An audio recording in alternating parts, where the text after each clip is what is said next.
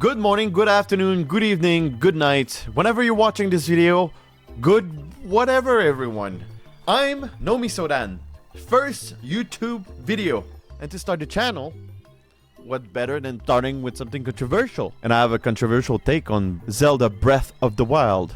Now, I'm not here to blather for too long, so we'll start with the video right away. The game has been out since March 2017, and I just beat it. My mom beat the game before me, so what happened? Well, let me give you an honest rundown about this, with different categories, and let's start with the obvious, the level design. Now, Zelda hasn't come out with a game since 2011, which was Skyward Swords. And the problem with this is that they needed to come back with something very big. And instead of going with a Mario for the Switch, they decided to go with a new Zelda. Now, level design's always been a big thing for Zelda, but this time they decided to go humongous.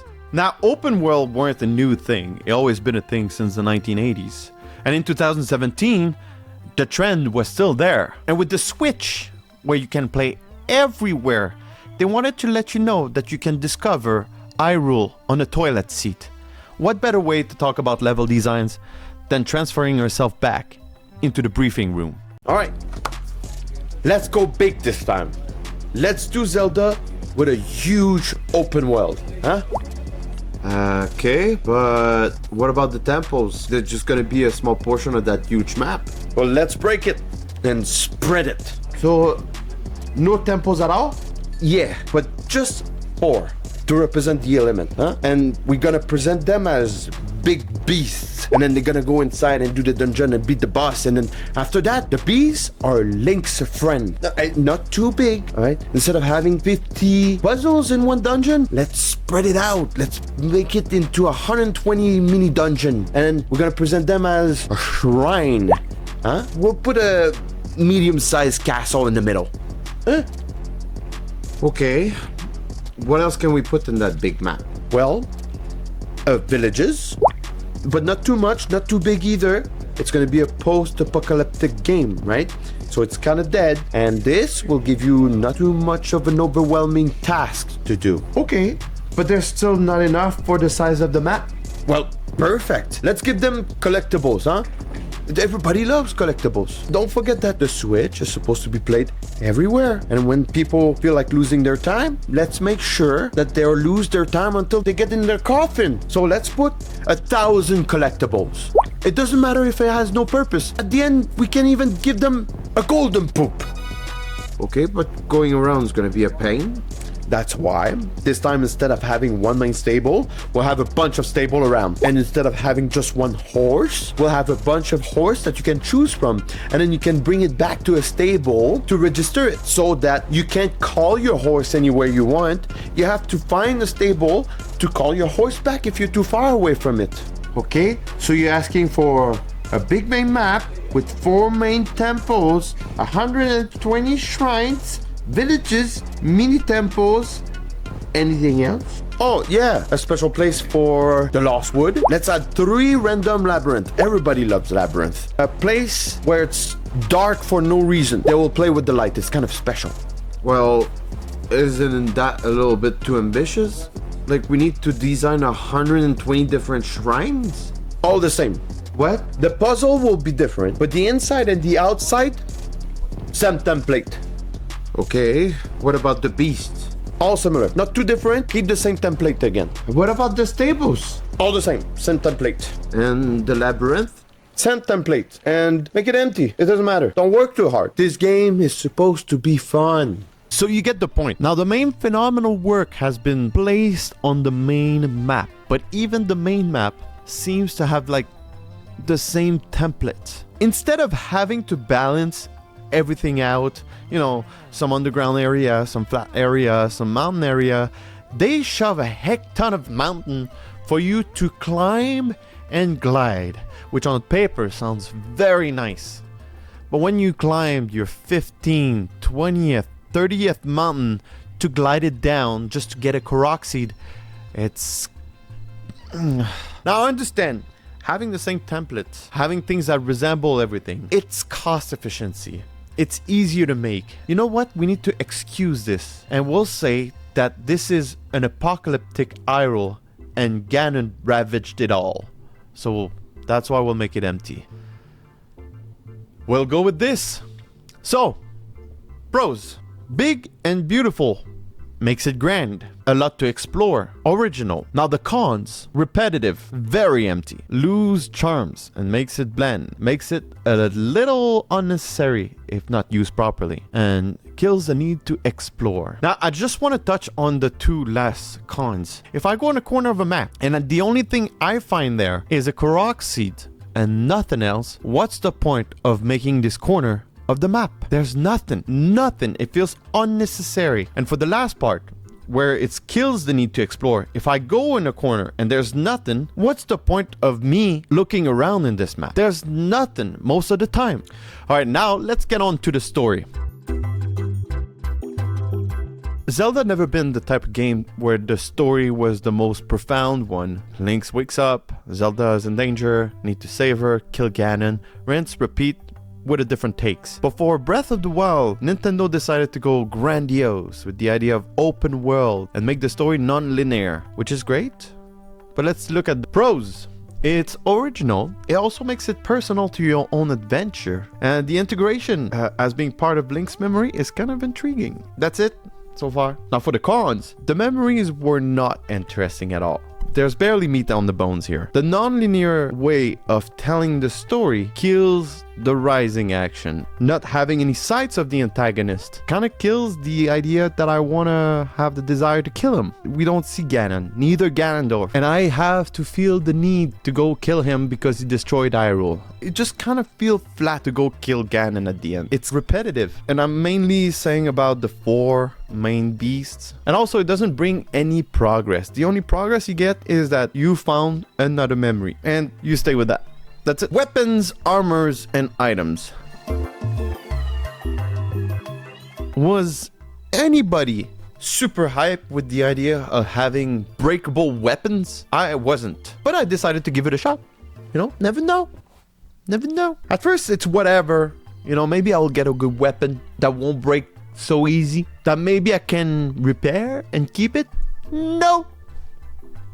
And that's when this game started crumbling down for me. Everything breaks! Everything! A good weapon, but it breaks. Also, is the number of the stats makes any sense? Like 20 to 26? I only saw a difference between 20 to 50. Effective or not? That's all I see. Oh, nice. You did the shrine. Here, I'll give you a temporary gift as if for Christmas. Someone comes to you, is like, oh, you've been a good boy all year long. Here for Christmas, I got you a vase. And that vase will break after 3 flowers. And then it's already broken because you receive flowers for New Year's. Oh, nice. I was able to defeat the scout level 4. It took me 15-20 minutes to defeat him. But finally, I'm gonna get a treasure, and it's a great flammable that you can find in the world. Thanks, I feel like this treasure felt like special for me. No. Oh, wow. You were able to collect all these hearts to get a Master Swords. Here, have the Master Sword, but it also breaks. Although it comes back after a while. But I'm coming back on that Master Sword story. I'm not done with it. Everything you receive feels like it's just pointless to get hype about. Now the armors. Listen, I got all the armors, and you need them only for the environment. Now the first piece I decided to go get, and I didn't know, was the elephant beast, which revives you. Now you see where I'm getting with this is that I never really fully feel the need to go upgrade my armor. For all the people that beat the game under 40 hours, you didn't need to, and that feels pointless. Now for the items, what a roster of miscellaneous. I mean, you get food stuff, monster parts, gems, all that to cook, brew, sell, and upgrade. I hate cooking in this game. It sucks. There's no cookbook. You just have to hold the items in your hand and hope it goes into the pot and not on the sides in the fire and start burning. Woo. So all I did was to sell my stuff and buy armors that I don't use. So the pros. It has variety. That's self-explanatory. You have personalization if you want a green hat, a black armor, and no pants. And it makes you not holding onto one weapon, which can be a double-edged sword. And for the cons, it loses the weight of receiving a reward. I can say for a fact that throughout the whole game, there's no treasure that felt special. I had no intention of knowing what was in treasures because every time was just a common thing. You can't invest in a weapon you like. Like, let's say I like the Royal Claymore and I want to keep it, but the only way to invest in it is just to go pick it back up. It makes life harder. The stats are so simple that you kind of wish that were more complicated. What I mean about that is, let's say the weapon's lifespan, or also the stats on the weapons. You know, like that little sword or that little diamond. If I have a sword that's 20 with a sword on it, does that mean 20 plus something? And that plus something, is it stronger than my 30? Same thing for the armors. Which armor is more stealthy? And for the last point, due to the weapon being common to receive, no weapon feels special. Even the Master Sword that feels special because it's the only one breaks. The only special thing about it is that it comes back into your hand. That's it. Now, let's get into the fighting and abilities. How can we not talk about fighting in Zelda? With melee weapon, you get the normal attack, the spin attack, the throw, the flurry attack. Rinse, repeat, do the same thing with a heavy weapon and a spear. Now for the bow, you get a slow time in the air, and that's it. And then for the shield, you get a perfect block. And for the abilities, you get a bomb, you get to freeze, you get to lift object, you get to create an ice blocks and break it. A camera? And if you got the DLC, you get the motorbike. They also give you a glider to glide around. Here, have 150 hours with this. But isn't it something that gets stale pretty fast? Isn't it just me that feel like the combat in this game was not really genuine? You know, like you get to Twilight Princess and you go around and get these new attacks like the ending blow, the shield attack, the back slice, the helm splitter, the mortal draw, the jump strikes, or even in Wind Waker when you were fighting these armored guy in Hyrule and you had to like a counter attack around them, slash the armor comes down. You know, just these little things that makes enemies more satisfying to beat, and I didn't have that in Breath of the Wild at all. Now the pros. Let's go check it out. It gets you to be creative. You see some bombs around, go throw a bomb in there and they're all gonna explode. Fun. It doesn't require to be very skillful. Press the same button, you're good. Managing better weapon against certain enemies, that's cool. You know that this weapon will work better. That's good. That's good. For the cons, well, like I said, it gets old pretty fast. The other thing is that something feels choppy. Something feels like, you know, when you were fighting this armor guy in Wind Waker and you're just waiting for that sword to light up, and then you have to press that button, you go around, cut the armor. I know I'm playing with my hands here, but you get the point. Like, something feels like something is happening. There's like some action. When action happened in this game, this guy comes in, I come in, and there's some action happening in the middle, like bows or swords, and then that's it. Boring. Also, try to avoid to be hit by jumping backward or sideways, and you still get hit because you're jumping just an inch backward or an inch on the side. Compared to the other Zelda, you're like jumping 2 meters away. That feels very, very unsatisfying, and I never use that button. And finally, receiving all the abilities from the very start, it makes the game very stagnant. Now, the enemies. 11 monsters that will be repeated throughout the game with different skins. 9 types of guardians, which they all look the same as well. 4 scourged divine beasts that looks the same. 3 different types of skeletons, also overused. 2 types of Yiga, 2 types of Modulga, 2 Ganon, and 1 monk. The pros. The monk is special. The cons.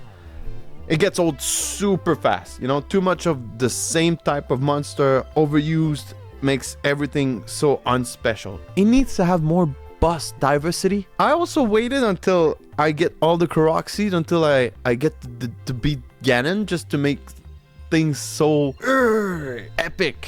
And the only thing he got for me is shooting a beam at the end. So overall, just everything is super anticlimactic. You get to the beasts, boring. You get to Ganon, boring. You get to these flying dragons, they're not enemies. Every time it was so anticlimactic, and it could be so much more epic. It's Zelda. Anyway, let's get to the music. So the music, I don't have too much to complain about, but let's go through it. We get it. It's the apocalypse. It's empty. It's quiet. You know, let's keep the music minimalist, like Minecraft, with a touch of experimental and stuff, which it fits. You know, also if you speed it up, it kind of sounds like Zelda and stuff like that. Whatever. It fits. I'm just not a fan. I understand the direction. It's just not addicting as bum, bum, da, da, da, da, or when you get to Kakariko Village and all this stuff. I know these songs are there, but the songs coming from Breath of the Wild itself is just so... Alright. The pros. It's original. Again, it fits with the theme. There's a lot of retakes on the original songs of Zelda, so it kind of makes it nostalgic. It's peaceful. And for the cons, it's just too quiet. Man, you have like 100 hours to go explore around, and you get just these. Oh boy. It's the very first soundtrack of Zelda that I really don't enjoy, but that's a opinion cons. Let's jump into the DLCs now.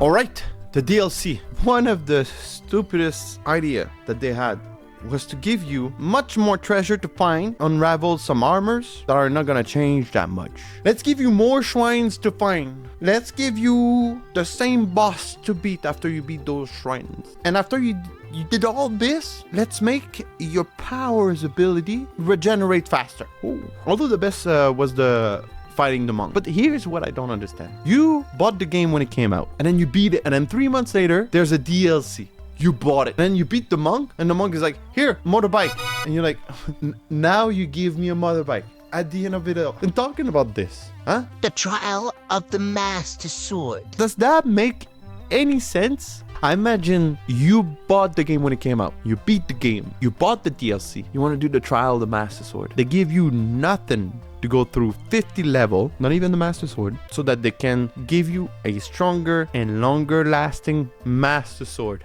Here's the problem with this. You just went through all the worst enemy of the game in the trial without the Master Sword. You're that good. And the result of all this, again, super anticlimactic. You were able to do this, all of this without the Master Sword. Now they give you a Master Sword that is stronger. What's the freaking point when you finish the game already? Why? So unsatisfying. Why? I don't have to go through the pros and cons of this. It's all cons, except the pros. The monk was fun to buy. Woo! The monk was fun to beat there. It's time to finish it all. Alright, I got some fresh air, I got a little beard trim, a little haircut, and I gathered my thoughts. And after I watched all the videos, I realized, oh, I forgot to talk about the side quests. Now I'm not gonna talk too much about it. You know, there's some good and bad, but mostly good. It's actually better than the main quest. And I gotta say, the best one for me was the Shady Customer, Alien Homeowner from the ground up, where you build a village. Some of them, you know, it's a give and take type of thing. There's a lot of side quests, and I gotta say, I'd remove all the side quests where it's about collecting stuff. All the freaking game that makes you collect stuff around. Go get me 5 butterfly. Remove that stuff. One of my last side quests I did was the 55 rush room.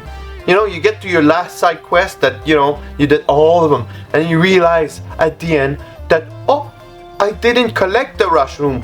I should go get 55 rush room in the mountain. Go sit on a cactus. You have to go climb more mountain to go get me some rush room. Woo! Nope, don't like that. So I'm not gonna do a pro and cons on this. It's a 50-50 type of thing. I like some of them, I don't like some of them. Other than that, let's go to the overall. Overall, I dare say it. This game sucks. I felt like my time was not respected. But that's my personal opinion. Also, there's 2 points of view to see this game. Either you finish this game under 40 hours and everything you were experiencing was brand new to your brain. Like a new monster, new temple, new power, and then boop, it's canon. And then you felt like it was a good game. Or you spent over 100 hours to collect everything and you might have still liked it, but it's tedious. I did it because I thought that eventually I'll find some secrets that will just spark everything up. Nothing. This game overall has a lot of potential, a lot of good ideas. Blend together, it doesn't taste good. I like steak. It's delicious. I like blueberry muffin. It's a delicacy. But both together, meh. Anyway, that was my review. Let me know in the comment if I forgot anything or if I'm wrong about some details.